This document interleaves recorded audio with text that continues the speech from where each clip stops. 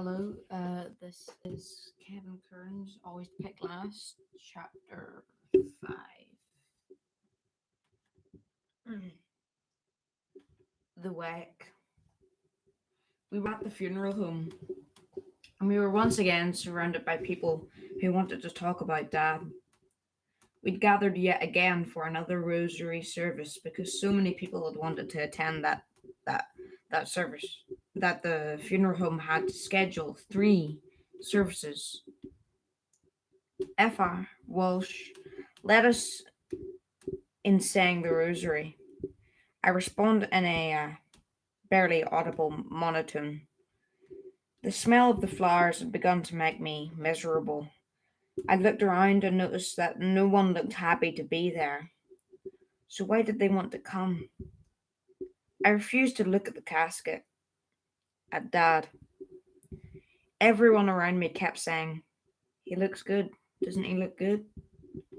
How could he look good? He was dead. The smell of the flowers must have been affecting everyone. I kept telling myself that my runny nose was due to the fragrance of all the flowers that surrounded the casket. There were pots of white lilies and wreaths of red and yellow roses. There were huge arrangements of flowers that looked almost like fireworks.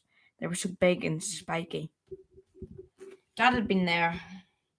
He would have snickered at them too. Now, there wasn't a thing he could do about it. He was trapped in a long wooden box with those ridiculous things all around him, rising in a small mountain at his feet.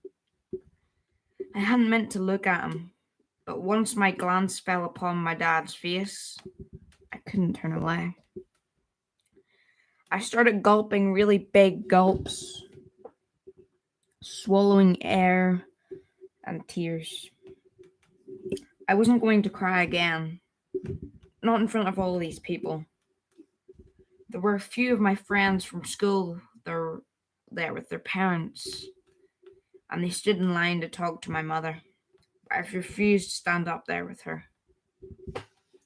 My refusal had nothing to do with being disrespectful of either my mum or my dad. It had everything to do with not knowing what I was going to do. As each hour wore on, I felt feelings that I couldn't name. They were big and dark, hot and wet. What if they grew so much that I choked on them?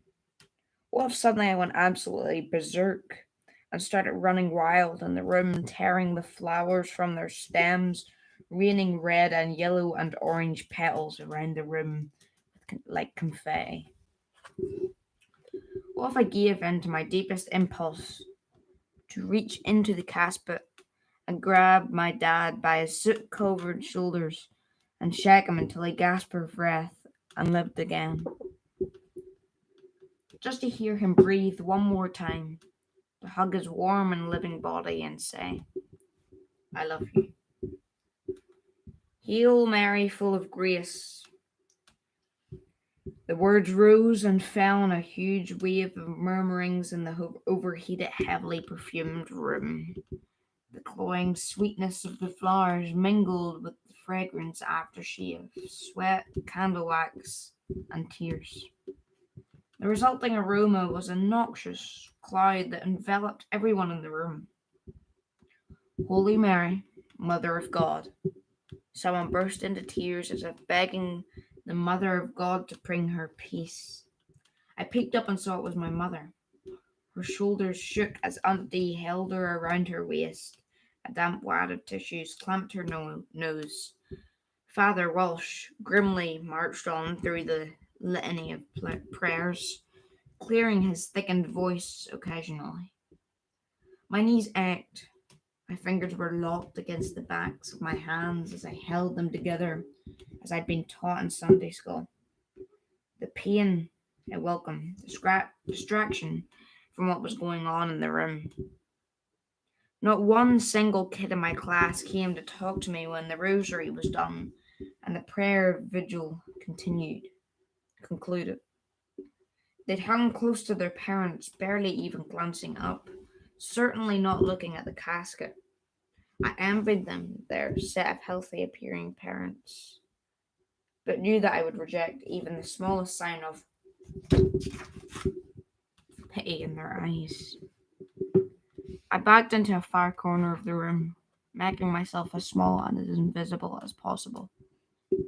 From my vantage point at the back of the room, if I squinted my swollen eyes against the bright flames of the candles, it almost seemed as if Dad only slept. For the briefest moment, my heart leapt when I thought I saw his chest rise and fall as if he'd taken a breath. But when I opened my eyes wide and stared at his chest until they were scratchy and dry, there wasn't a single movement. The funeral director stepped in front of the casket, blocking my view. When he moved away, the candles had been extinguished and Dad's face was in shadow. He looked as dead as ever. The funeral. Ever since Dad died, Mum, Jean, and I slept in Mum and Dad's bedroom. Jean slept in the bed with Mum, and I slept at the floor of the bed in the cot. None of us wanted to sleep alone. During the night, I would wake to hear soft sobs coming from the bed. At first, I couldn't tell when it was Mum crying or when it was Jean, but it didn't take me long to distinguish their unique signs of grief. I tried not to cry. When I was awake, I could fight the feeling. When I felt its unwelcome arrival, it wasn't quite so easy when I slept.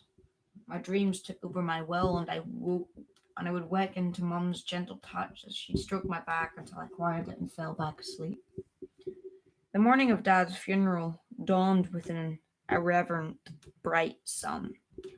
I knew it was illogical to be angry with the sun for shining, but to me it seemed as if the world should be darkened out of respect for our loss. Again, Aunt Dee and Uncle Henry arrived at the house to take Mum, Jean, and me to St. Teresa's for the funeral. As we pulled up to the nearly 50-year-old church, my memories flashed to my first communication celebration. Mum and Dad had been so proud of me. It was the first time I remembered wearing a tie and dark dress pants, with shoes polished so well I could almost see my face in them. Dad had taken out his shoe polishing kit the night before and said, "Kevin, you're going to learn how to polish your shoes." "John, don't let him get his hands dirty," called my mum from the kitchen. Dad winked at me and nodded reassuringly at me. "Get me some newspapers, son." I hustled over to the pile of newspaper, bringing back more than enough to cover the ugly carpet where we would be working. We both sat cross-legged with the newspaper between us. Dad had brought out his black shoes and said, "I'll show you how to do it, and then you'll shine yours." How's that sound? Sounded great to me. I loved anything my dad wanted to teach me.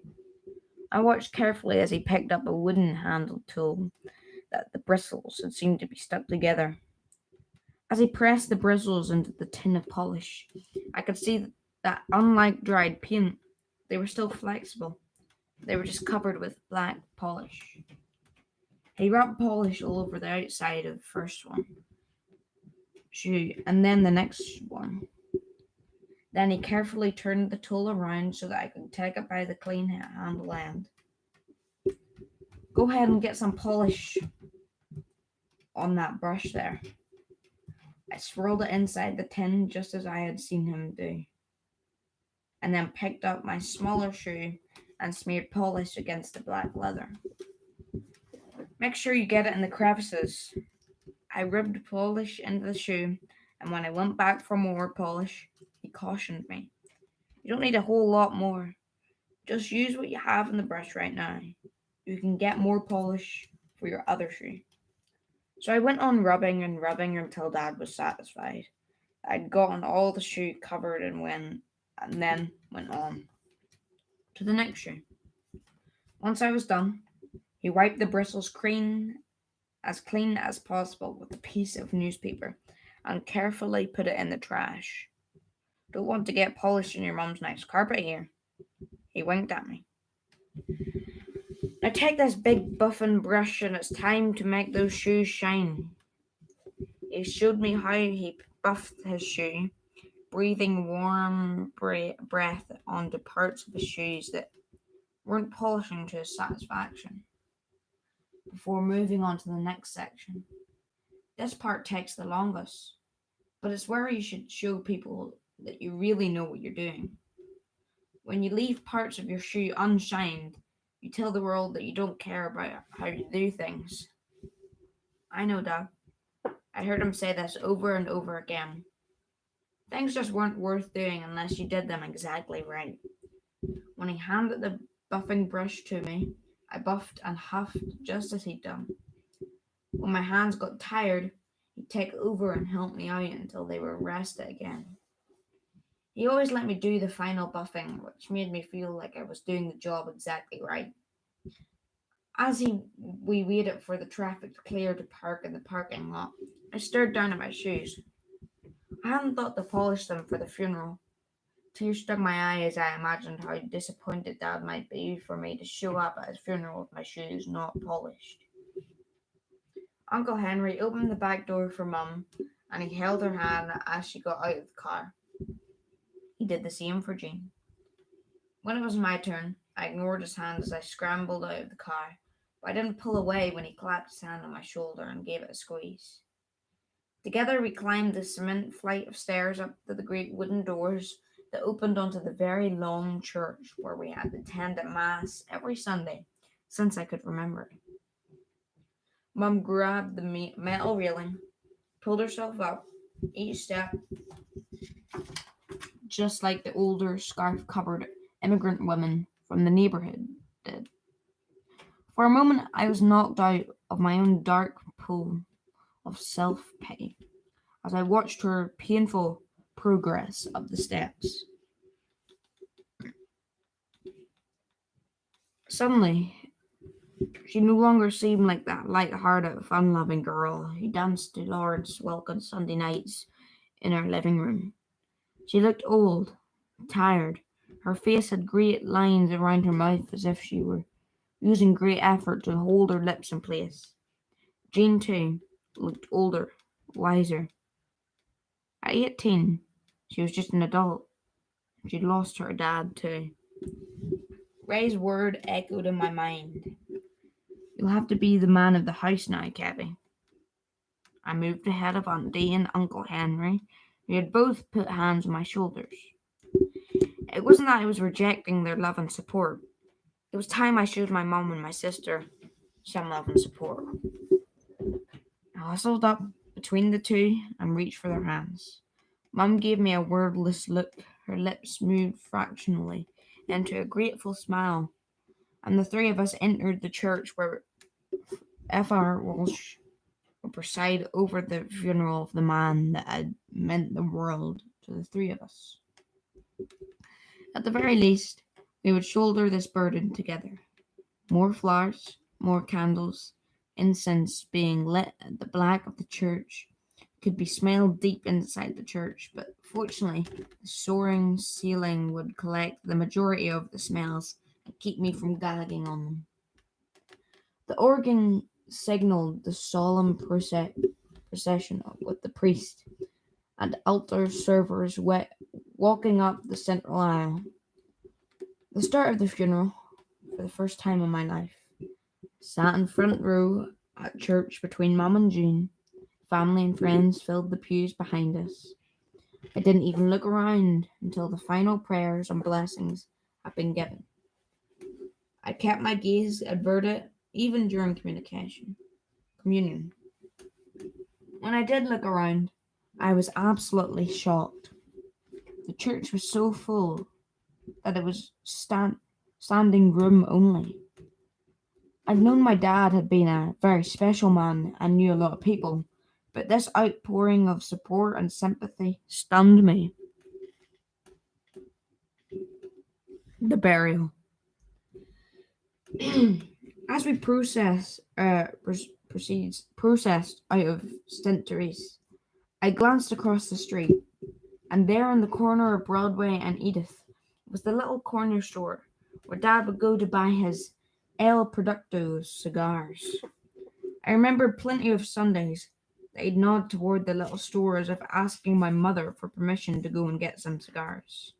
She always shook her head and he'd smile like a little kid. He always went later because he always had cigarettes to smoke. Even though the cemetery was almost directly behind Centuries, the procession to the burial site had to go down Broadway, the longest street in Everett. Before traveling around to the entrance to the cemetery, looking through the black window, the line of cars seemed to go on forever. I knew they were all heading to the burial because they all had their lights on and each car kept a small space open from the car ahead of them. It looked like a long, shiny caterpillar. At the cemetery, the gravesite was ready with Dad's casket and place over it. By now, I was numb. I didn't hear the words FR Walsh said. I just remember having a rose in my hand and following my mother's example, put it on top of the casket just before they lowered it into the ground. I wanted to turn away, to run home as fast as my legs could carry me. Instead, I was stuck here, watching as the last of the casket disappeared beneath the level of the ground. Mum tried to turn me away before they began filling in the grave, but stubbornly I held my position, listening to the sound of dirt covering the shiny top of the casket, covering the roses we had placed on top, covering the last remaining vestiges of my life with Dad in it. My chest and throat ached with unshed tears. My eyes burned wet from my effort to keep them wide open, thinking that if I did so, I wouldn't cry again. Bye, Dad, I whispered. Only then did I yield to my mum's pressure on my shoulder, allowing myself to be turned away and guided back into the car. One more performance. The reception back at the house, and it would be all over. Once in the car, Mum turned around and softly asked, Kevin, you okay? I nodded woodenly, but I couldn't look at her. I could hear the tightness in her own throat. I knew if I did, if I looked at her, I would simply explode from grief. She gazed at me for another moment or two, and then turned back around me to face the front of the car. Sitting beside me, Jean reached for my hand, and we sat together in the back seat, holding hands, staring straight ahead, saying nothing. We were all grieving together, and yet as separately as if we lived on different continents. The reception. Back at the house, people had arrived before we did. Cars were parked clear up and down, both Dartmouth Street and Elsie Street. I'd never seen so many cars in our neighbourhood before. Inside was a crowd of people talking, laughing, eating. It was like a party, and I had nowhere to hide. My bedroom was really part of the foyer. There was no privacy there. I pulled my tie off and threw it on my bed, and my jacket followed. It didn't make any sense to me to keep wearing what I called a monkey suit, now that everything was over. At the kitchen door, I peeked in and saw Mum and Jean pulling serving spoons out of the drawers and looking for extra napkins. Their movements were swift, focused, almost as if they weren't doing this job. They would melt into the floor with sadness.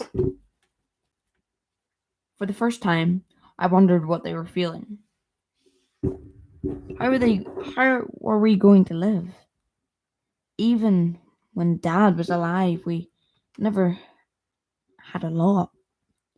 As a kid, whenever I lost a tooth, I got a quarter, while Tony would always cry about the dollar that he got. Mum was still relatively young. Her hair was dark brown and When she smiled, she looked really pretty. Today, her face was like a mask. She smiled, laughed, when someone said something intended to lighten the mood, and then her face would slip back into its mask-like position. This wasn't any easier on her than it was on me.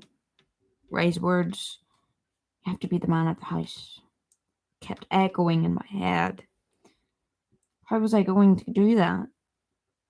I wasn't even a teenager yet.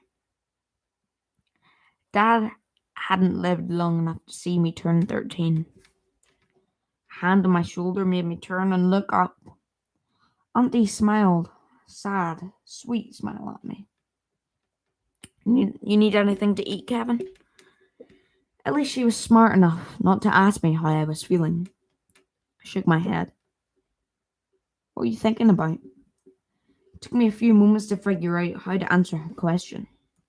I'm thinking that anger is better than sadness. I'm done with being sad. With those words, I could feel a strange sense of power come out over me, but rather than making me feel good, rather frightened me. Oh, you'll come around, Kevin. But it's going to take time. I shook my head with hard, sharp movements. No, I mean it. I'm mad that Dad died, and crying is for babies. Auntie looked at me, her eyes soft and sad. I know you think you mean that now, Kevin, but things will look different as time passes. No, it wouldn't. This time, Auntie was just plain wrong. I turned away from her so quickly that I bumped into someone's arm, spilling their coffee onto the ugly green rug in the living room. I muttered an apology as I raced to the bathroom, the only room in the house where there was even a little bit of privacy. Locking the door, I shut out the din of sound. Here in the cool and dim room, I could hear my house breathing. I felt like I could see my blood pumping into my head so forcefully. I could just explode. As I caught sight of myself in the mirror, I felt a tidal wave of emotion roar through me, and with I muttered a curse, slammed the soft side of my fist against the mirror over the sink. With a soft crack, the mirror shattered, but remained in place. Where my face had just been a moment before was now a kaleidoscope of images. Parts of my face were scattered all over. Eyes, noses, mouths all stared back at me. Dozens and dozens of them. And for just a second, I almost started crying again. But I remembered my choice. Anger over sadness. It just felt better. Stronger. The shattered mirrors seemed to represent the shards of my life. Broken now and useless now that Dad was gone. How was I ever going to pick up the pieces of my life? Dad had been my life, and yet the pain I felt was a steady reminder that I had no choice but to somehow keep putting one foot in front of the other. Some way, somehow, I had to learn to live without Dad. And that concludes chapter 5.